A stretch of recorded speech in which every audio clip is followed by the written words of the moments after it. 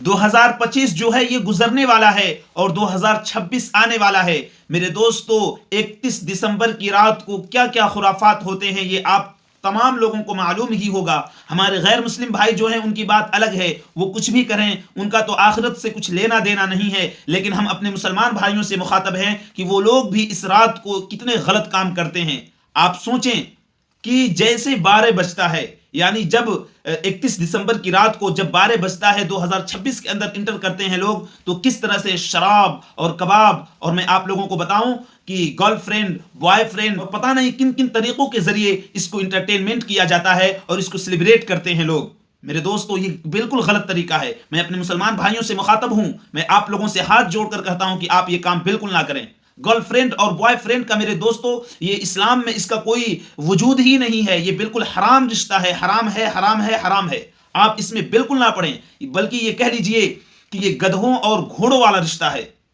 میرے دوستو، یہ بہت غلط ہے، آپ ان حرکتوں میں بالکل نہ پڑیں۔ گرل فرینڈ اور بوائے فرینڈ، میں آپ لوگوں کو بتاؤں، اگر آپ یہ حرکت کرتے ہیں تو آپ یہ امید بالکل نہ رکھیں کہ آپ کو آپ کی بیوی، آپ کی شریک حیات آپ کو شریف ملے گی، اچھی ملے گی۔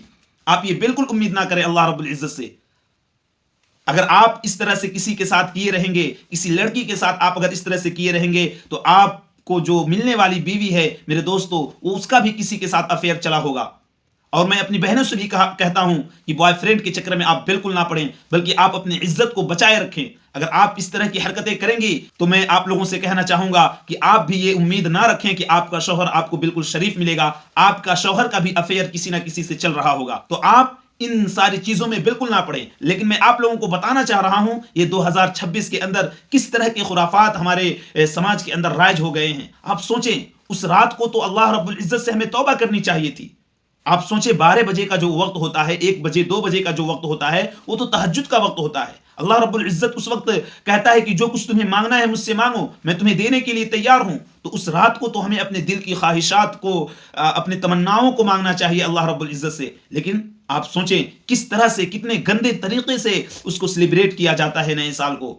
میرے مسلمان بھائی اس میں مبتلا ہیں، میں آپ لوگوں سے ہاتھ جوڑ کر کہتا ہوں کہ آپ اس کام کو بالکل نہ کریں، بلکہ اس رات کو آپ اللہ رب العزت سے توبہ کریں کہ اللہ رب العزت ہم نے 2025 میں جو بھی گناہ کیے ہمیں معاف کر دیجئے، اور آنے والا جو سال ہے اس میں ہمیں صحیح طریقے سے زندگی گزارنے کی توفیق دیجئے۔